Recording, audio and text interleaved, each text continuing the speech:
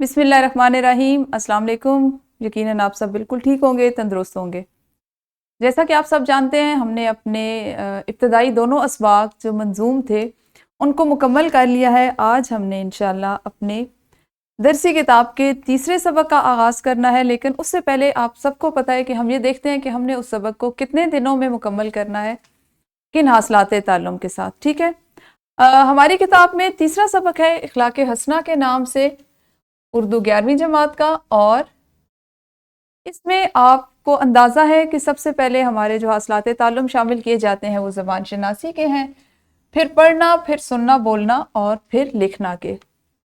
इस तरह से हम मुख्तलिफ इनको तकसीम करके कि किस दिन हमने कौन सा हासिल ताल्लुम पढ़ना है, कौन सी सरगर्मियाँ करनी है, और इस तरह हम अपना इस सबक को मुकम्मल करते हैं।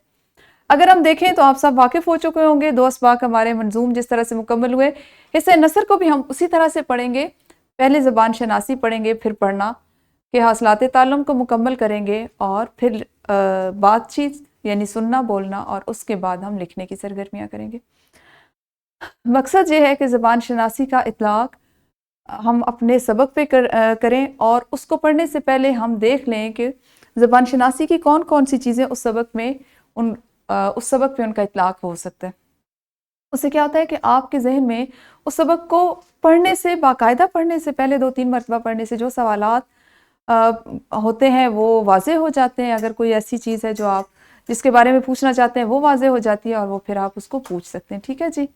तो ज़बान शनासी में हम सबसे पहले दिन पढ़ेंगे, हमारा जो पहला लेक्चर होगा वो होगा वाहिद जमा, जिसमें जमा मुकस्सर और जमा सालिम दोनों शामिल हैं, वो बना सकें और इस्तेमाल कर सकें।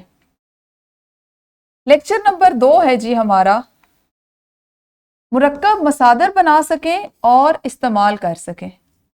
अब आप अगर गौर करें तो हमारे तमाम हासलात ताल्लुम ऐसे हैं जो 2-2 हिस्सों में मुकम्मल होंगे, बनाना और इस्तेमाल, बनाना और इस्तेमाल करना। फिर है साबकों, अगर हम अपने तीसरे लेक्चर की बात करें तो साबकों और लाहिकों का तहरीर में इस्तेमाल कर सकें।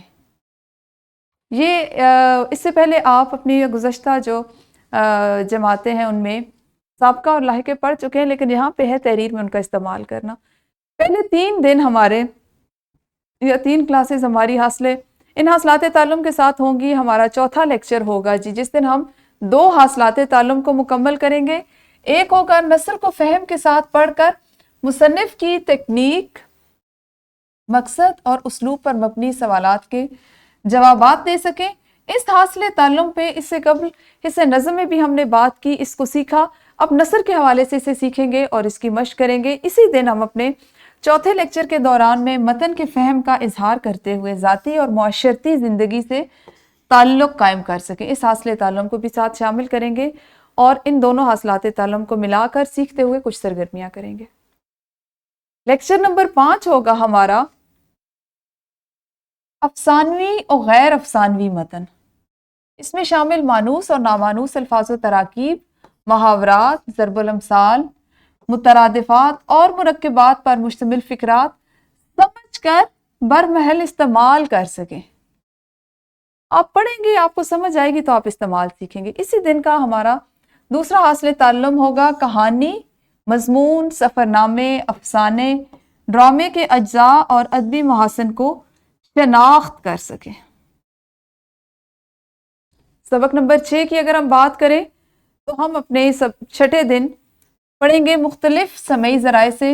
अब आप जानते हैं हमने इससे पहले भी अपने पहले सबक के दौरान में समई ज़राए पे तफसीलन बात की कि कौन कौन से समई ज़राए होते हैं जिन पे हम जिनका इस्तेमाल करते हैं।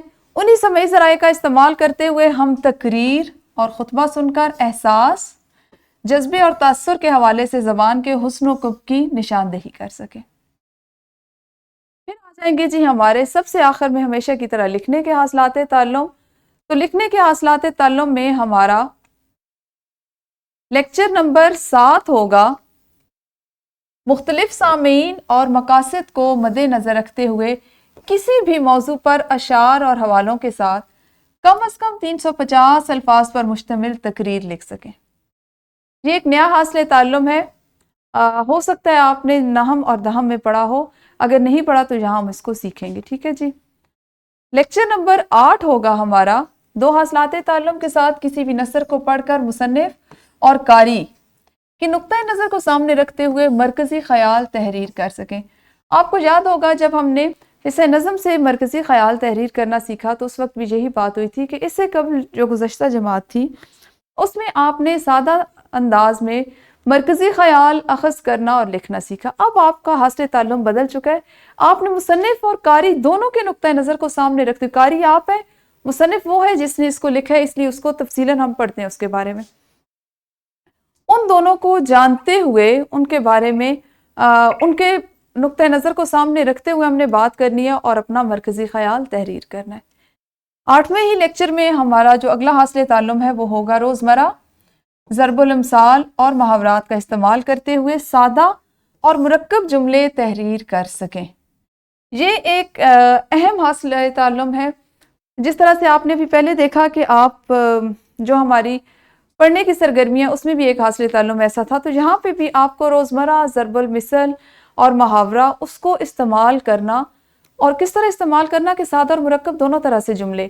اب یہاں پہ اگر ہم دیکھیں تو ہمارے جو پڑھنے کا حاصل تعلم تھا یہاں پہ یہ افسانوی و غیر افسانوی متن میں شامل مانوس و نامانوس الفاظ اور تراکیب، محاورات اور ضرب الامثال، مترادفات اور مرکبات، اس کو ہم اگر جوڑ لیں اپنے اگلے حاصل تعلم کے ساتھ، لکھنا والے کے ساتھ، تو آپ دیکھیں کہ اس سبق میں ہم نے اس طرح تمام حاصلات تعلم کو ایک دوسرے کے ساتھ شامل کر کے ایک دوسرے کے ساتھ ملا کے پڑھنا ہے کہ جو چیز آپ پڑھنے میں سیکھ چکے ہوں گے جب آپ لکھنے کی سرگرمی کریں گے تو اس کا اطلاق وہاں پہ بھی ہوگا۔ اس سے کیا ہوگا کہ آپ کے دماغ میں پہلے سے خاکہ بن چکا ہوگا اس چیز کو کرنے کا، ٹھیک ہے۔ تو اس طرح سے 8 دن میں اگر کوئی لیکچر ہمارا لمبا نہ ہو گیا تو آنے والے ایک ہفتے میں یعنی 8 دنوں میں ہمارا یہ تیسرا سبق جو ہے وہ مکمل ہو جائے گا۔ 8 سے 9 دن ہو سکتے ہیں لیکن 8 لیکچرز میں انشاءاللہ ہم نے اس کو مکمل کرنا ہے، اور یہ ہماری تقسیم ہے جس کے مطابق اب آپ نے یہ کرنا ہے کہ کل کے لیے جو ہمارا زبان شناسی کا سب سے پہلا حاصل تعلم ہے اس کو ایک دفعہ تیار کر لیجئے۔ آپ لوگوں کے پاس یہ کتاب موجود ہوگی، اگر نہیں ہے تو بھی واحد جمع، جمع مکسر اور جمع سالم، یہ جو بھی کتاب ہے اس میں یہ حاصل تعلم موجود ہے، کیونکہ تمام کتابیں ایک ہی طرح کے جو حاصلات تعلم ہیں سنگل نیشنل کریکولم کے اس پہ بنے ہوئے ہیں، ان سے لیے گئے، تو اس لیے ہو سکتا ہے اس کی بجائے آپ کی اگر کتاب کوئی اور ہے تو کسی اور کتاب میں ہو، تو آپ نے اس کو تیار کرنا ہے، اس کو پڑھ کے رکھنا ہے کہ اس میں کیا چیز ہے۔ واحد جمع سے تو آپ واقف ہیں، جمع سالم اور جمع مکسر کے اپنے سوالات بھی تیار رکھیے گا۔ کل انشاءاللہ ہم اپنا پہلا لیکچر اسی پہ لیں گے، اس وقت تک آپ سب اپنا خیال رکھیں۔ اللہ حافظ، شکریہ۔